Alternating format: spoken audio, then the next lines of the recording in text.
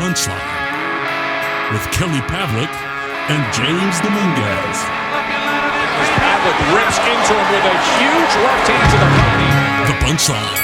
Boxing's most interesting podcast. Kelly Pavlik relentless when he got Hernandez into the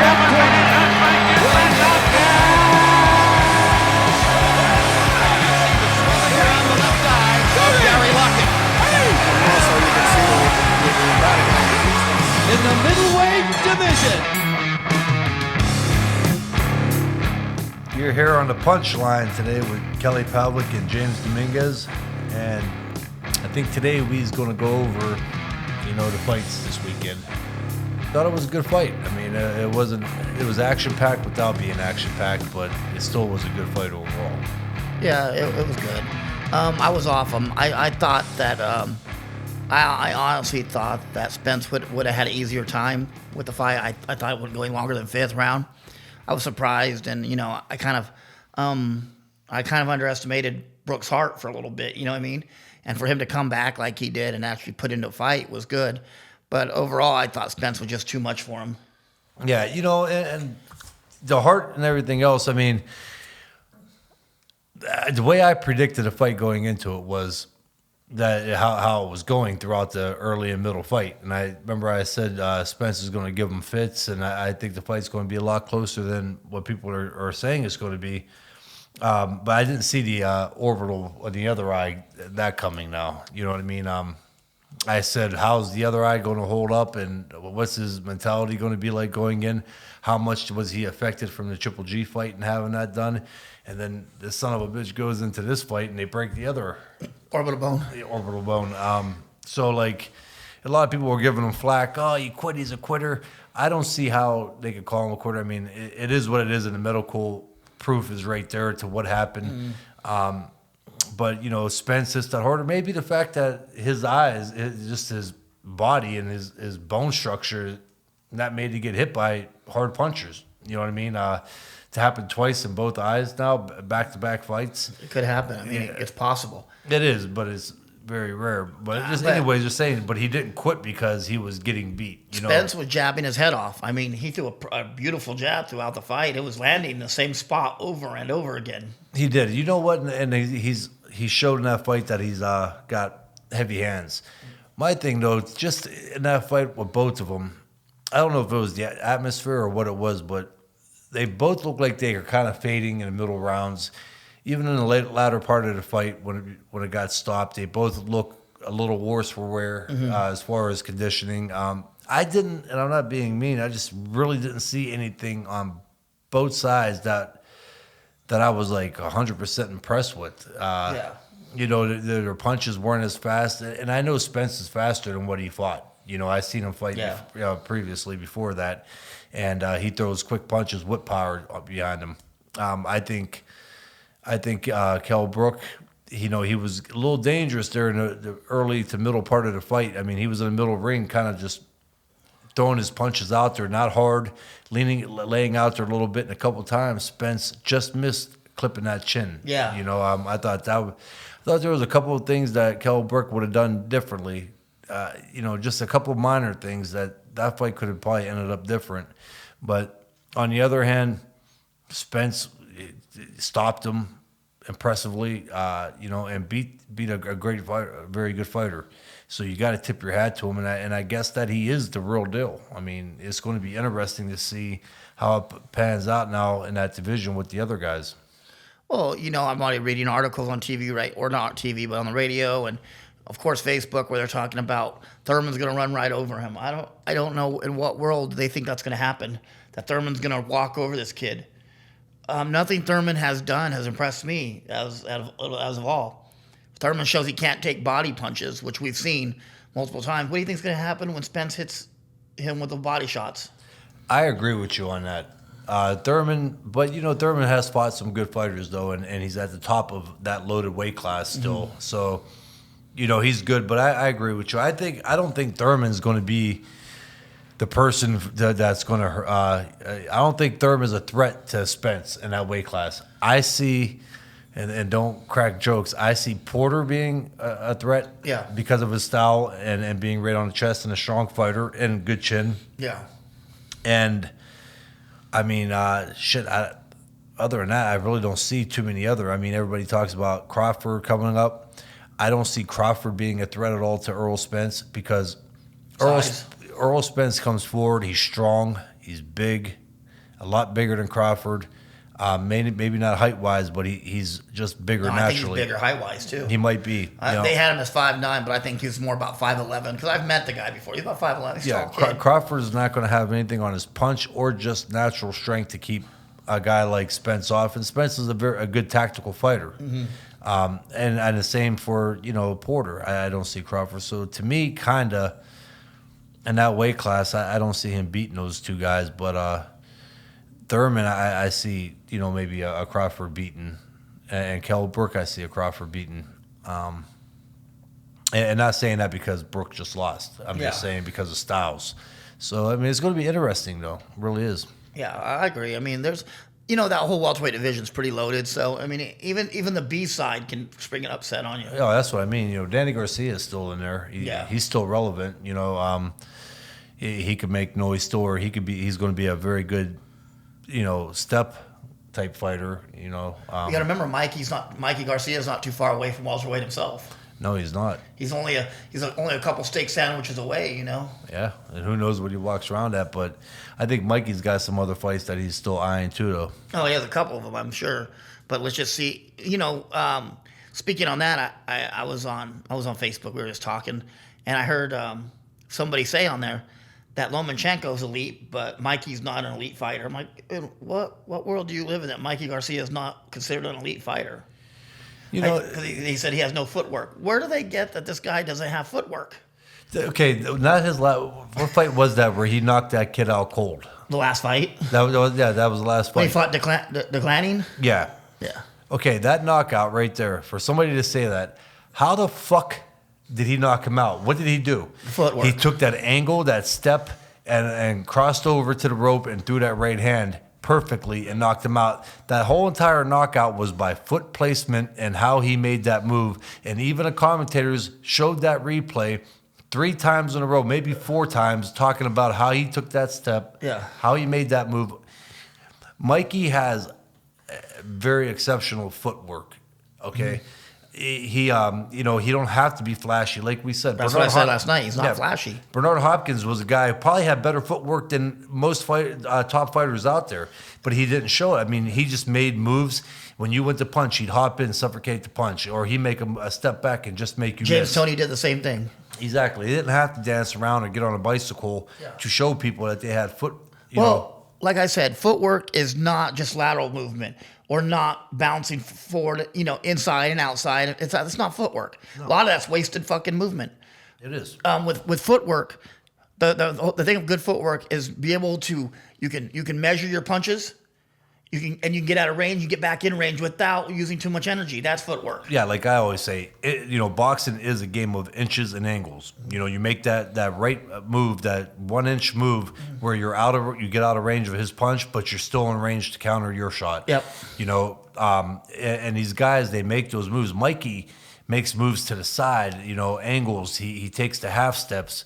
He does all. I mean, to say he has no footwork, Mikey is a very tactical, good fighter, along with having punching power too. If you ever seen the things that Mikey does with his footwork, what he'll do is he'll take his toe, and he'll place that toe along his opponent's pinky toe, and he'll throw his right hand. Because that means he just stepped inside just a little bit, throws right hand, and he's back out again. You're not going to counter him. And people who say that, I mean, my God, they really shouldn't be allowed to watch boxing. I mean, they really shouldn't. No, you know what I mean? But it's been lately I said you're comparing Lomachenko to Mikey, which you can't. No. Because one's probably the most athletic and gifted fighter of this boxing generation. I mean, and Mikey's gifted, but he's not flashy. He's not a flashy, yeah. It's 2 different styles. I mean, it really is. Yeah. Lomachenko, and compare anybody's foot. I mean, Lomachenko is, and I love Mikey, but Lomachenko's in a league of his own. Yeah. Athletically and just boxing smart. I mean, the things he does with his footwork, while people are mid-combination, is just, that comes around once in a lifetime. But to say Mikey don't have it, I would say right now Mikey's probably in the top 3 to 5 fighters, top world champions, and he's in the top 3 or 5 footwork. Yeah. You know. Well, the thing is this: when it comes down to Lomachenko and Mikey fighting, if they fight, the fight's not going to come down to technique. It's going to come down to who lands the biggest bomb. I think I see what you're saying, but I think technique's going to come into it. Well, I don't think that's Mikey's going to have to have. Oh, he's going to have to be on point. A certain technique, to come in and to neutralize the movement of Lomachenko, and set up Mikey's going to have a big game plan for the middle to later part of the fight. Mm-hmm. He's going to have to mainly body attack, head attack. Mikey's speed is very good. Is it good enough to go toe-to-toe with Lomachenko as far as hand speed and boxing? He's going to counter the shit out of him because Mikey's a great counterpuncher. He is, but Lomo's also, again, go back to his footwork. He's in and out. He's quick. But that's why I'm saying Mikey's going to have to be the aggressor, and he's going to have to, with his hand speed, that is good. He's going to have to just go to that, invest in that body, and make the certain moves also, like cuts and everything else. I think when Lomo makes a mistake, he's going to pay for it, though. The only thing that's hard, though, it's hard to cut the ring off with Lomo because you don't know what Lomo's going to do. You don't know what angle he's going to move either, what direction he's going to change, and he does it in mid punch. But at the same time, Mikey's faster than most guys that Lomo's fought, and he hits harder too. Lomo's going to be on the lookout a lot too. Well, Mikey's a lot more patient. Mikey's going to let him do his thing. He's going to let him bounce around. He's going to let him do his angles. He's going to stand there. He's not going to rush into on him. And But standing there might not be the thing either. Mikey's going to have to invest in that body and throw those punches, and even hope that Lomo likes to do a lot of spinning out. Maybe a couple of times, maybe hoping that Lomo spins right into one of those left body hooks. punches to the body and catches him on the chin. Or, but Mikey's the fighter out there that could do it. Well, we know Lomo can be hurt because we've seen Salido hurt him. Yeah. So Mikey hits a hell of a lot harder than Salido does. Yeah, and he's a bigger man. He's bigger than Lomachenko. And faster. Faster than Salido. Yeah, faster. He's a bigger man. So, either way, it's going to be a great fight, no matter who wins the fight. But let's hope it gets made. Right? I don't think anybody's lined up for it right now. They're not, no. I don't think either camp is like, hey, let's just do this fight. They don't want to build that fight up. But getting back on, the weekend's fight, I don't know, man. Like I keep saying, I just wasn't overly. I know people out there going to be. I've seen people putting like, "Oh, Spencer's the truth." Yeah, he's the truth. We all know that. He just we stopped knew that Kell since Brook. 2012. Yeah. Yeah, but I just again with that fight, I just don't know. Maybe it was an off night, and that happens. Mm-hmm. I'm not. People will say, "Hey, no off night." People that had never fought before don't understand that. They just think that a person's not that good or whatnot. There's a lot of shit that goes on the night of a fight, or once you get in that ring. You could feel great all day, and you get in that ring, it's not your night. I told you I thought they looked both overtrained. I thought they did. I thought they looked flat. Yeah, I'm talking about condition-wise. Yeah. I'm talking about hand speed. Overtraining will do that to you. Yeah, even the punches. there were some hard punches landed. But, I didn't really see any snap punches or just, like even the body shots. Although Spence is a really good body puncher. And, and he, like you said, he started investing in that body. And I thought he started a little late, but it still paid off, too, because he was bothering Kell Brook with those. He was working on the second round. He was just getting countered every time he was trying to come in. And I was happy he stuck to his plan and just didn't quit in trying to invest in it. But overall, it was still a good fight. There was some good shots. That uppercut in the fifth round that Brook threw. It hurt in that right, and then that left hand, a couple left hands that Spence I thought was going to knock him out. Yeah, I'm surprised he took those shots because there was a couple good moments in that fight too that kept that fight being, like very interesting and a good fight. Unfortunately, especially after the first knockdown, I think it was the first knockdown when Brook got dropped and he got back up. Or he was on the ropes, and just when I thought they were going to step in and stop it, he came firing back. Yeah. So that made it a good fight. And the people say, "Oh, he quit." No, I don't think he quit. I think he saved himself a knockout, though. He saved himself a knockout, and he saved himself maybe permanent damage. Permanent damage in the career ending. I don't even know if I was, to be honest with you, if I would fight again. Mm-hmm. That's not a small injury. Now it's both of your eyes, and you're only one decent shot away from probably losing eyesight. Yeah. I mean, okay, you made good money. And this is what fans don't understand. They'll say he has no heart. Again, when you sign a contract to turn pro, man, you're not signing your life over to fans. You know what I mean? Like, yeah, you want to please the fans and they help. But your main goal is to become a world champion. Yeah. Get belts that you keep the rest of your life and look at and make a lot of money. That's your reason for turning pro. You know, being a world champion and making good money. Yeah. You don't owe anybody anything. You know, like if he retired right now, I would be one of the few people.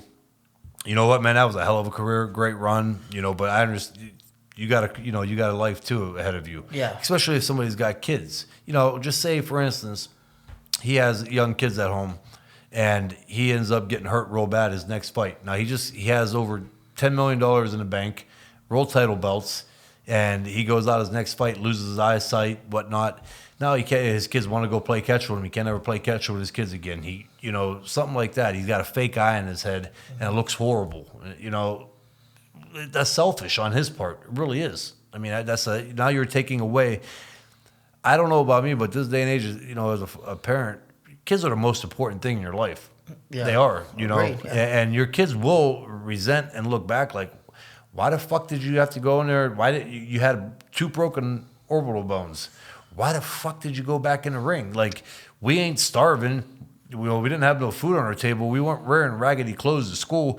You got $10 million fucking dollars in a bank account. Why the hell did you go back in and fight? You know, so that's the way I look at it. If he was to retire, I would stand behind him. Yeah. You know, it was not a small injury. It wasn't a shoulder, or he just didn't get knocked out and got up, went to the locker room, fucking cleaned up and went back to you could go back to the drawing board. Took 60 days off, yeah. You know, like you got a metal in one eye. Metal in the other now. Yeah, you know, so like when's enough? So on that part of it. Well, it says according to 24 Boxing 24-hour news that Brooks says that he's not retiring. And that's his choice. Yeah, you know? that's his choice. The only problem that comes in, like, there's going to be issues with demise. There's going to be. So. Yeah. Do you damage a good career too? You know, there's people going to remember your last couple of fights or your career as the orbital bone guy. You know, and or getting stopped. And did he quit again because he ain't got balls and heart? Or you know, that's going to end up being the end of his career. You know what people are going to think of. Yeah, I'm also reading right now, keeping up with. They keep talking about this Adrian Broner, Mikey Garcia thing. They gotta let that go, man. That fight's not going to happen. Yeah. They keep talking about it. You know, if it does happen, you never know. Boxing changes daily.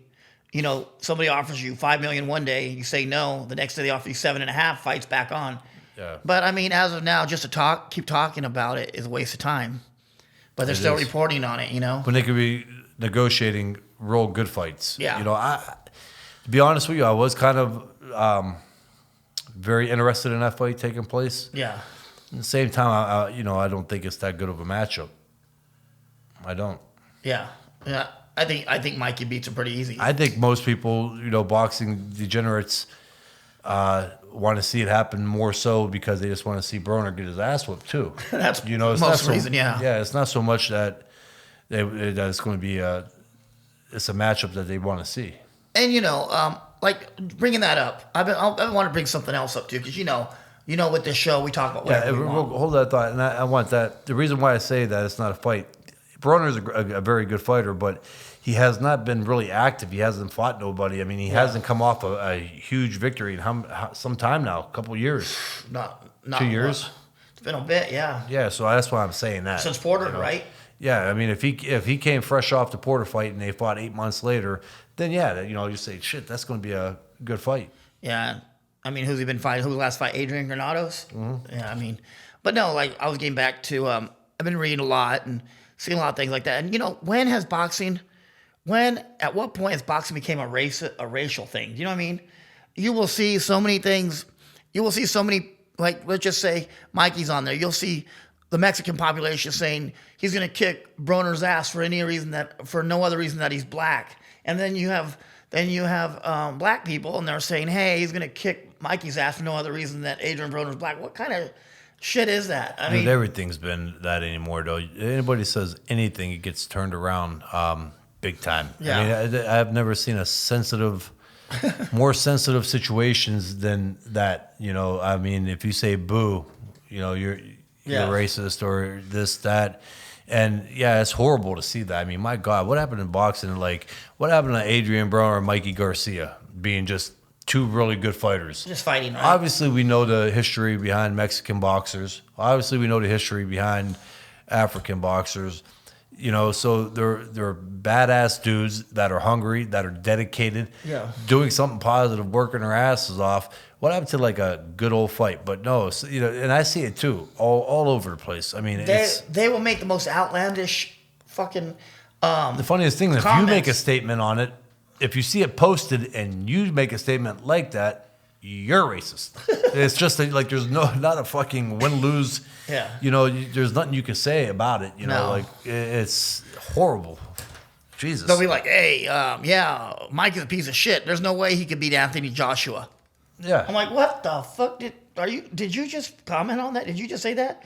Who was it the other day that was talking about that? That Triple G's a pussy because he never fought Mayweather."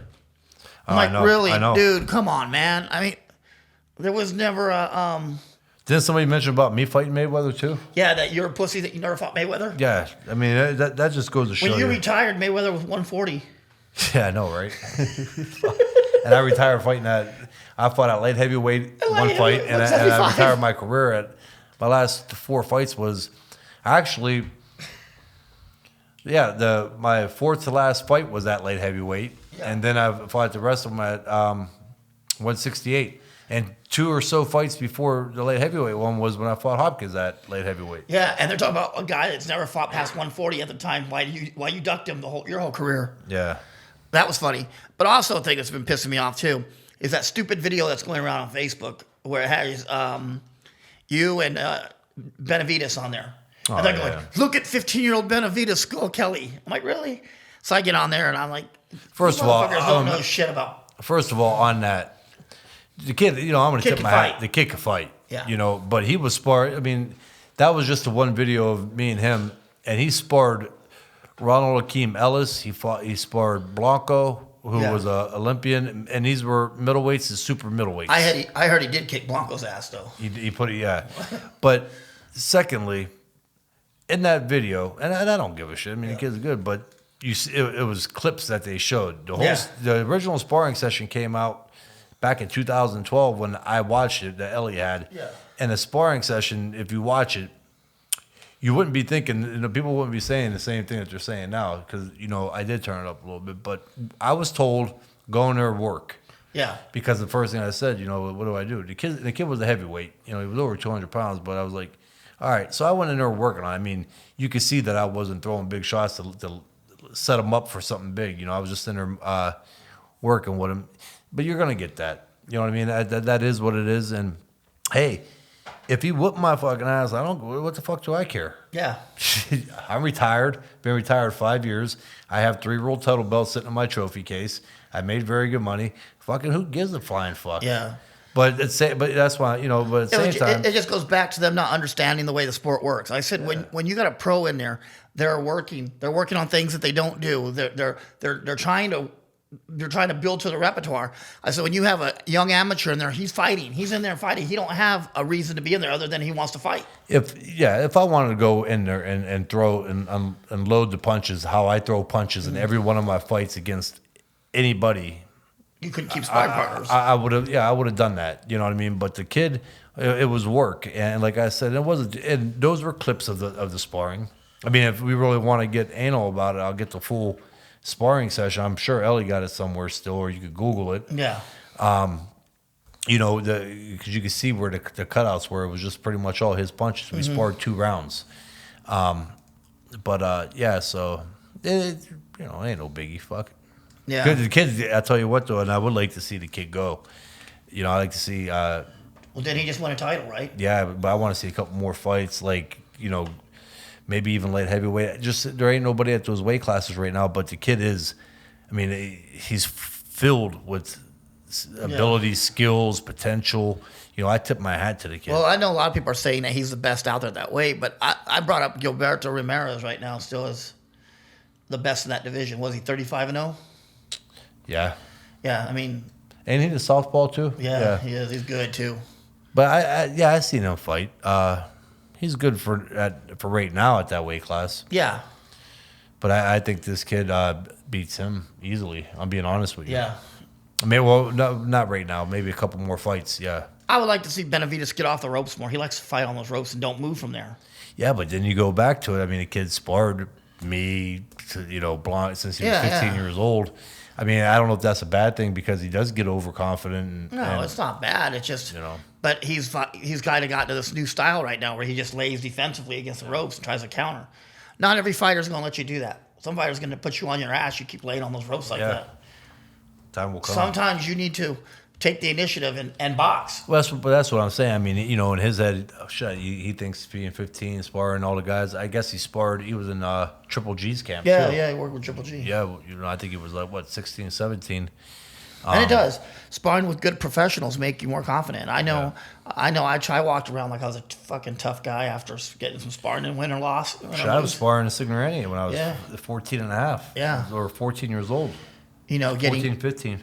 I mean, like for me, working with guys like Spadafora, getting guys in there like that, and Terry Norris, Eddie Cook, Jesse Benavidez, guys like that, I thought I was the shit. Even though I was coming out on the bad end, I was thinking, well, I give them work. Anybody average, they're done. But that's not the way it works, That those guys could have turned it on anytime they wanted and it hurt me. Yeah. For sure. But yeah, I mean, so let's take a break then, and we'll be back our first guest. That sounds good.